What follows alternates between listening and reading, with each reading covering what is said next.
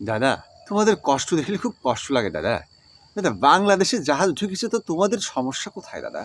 তোমাদের এত চুলকনি কেন? তোমরা যে আকারে চিল্লাপালা শুরু করছো দাদা। চট্টগ্রামের বন্দরে পাকিস্তানের অস্ত্রবাহী জাহাজ 40,000 রাউন্ড গুলি কেনা হয়েছে। কি কাজে লাগবে এই গুলি?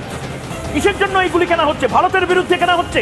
পাকিস্তানের মতো নুন আনতে পান্তা পোড়ানো দেশ, নুন আনতে যার পান্তা ফুরিয়ে যায়, সেই দেশ কোন উদ্দেশ্যে বাংলাদেশে এত অস্ত্র পাঠাচ্ছে?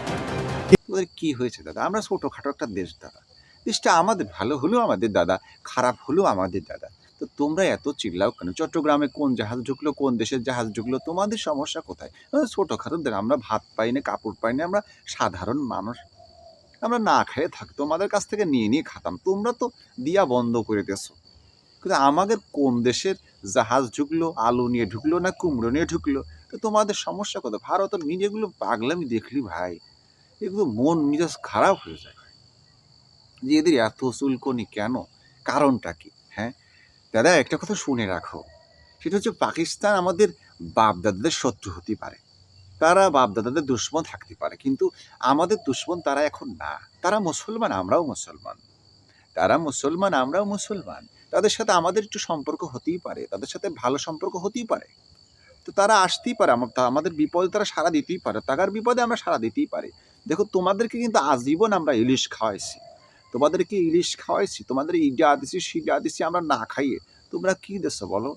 কি দেশো বলো? তোমাদের একটা প্রোডাক্ট ছিল, খালামণি, সে তো চলে গেছে তোমাদের কাছে, তা তোমরা তো কান্তিস কে?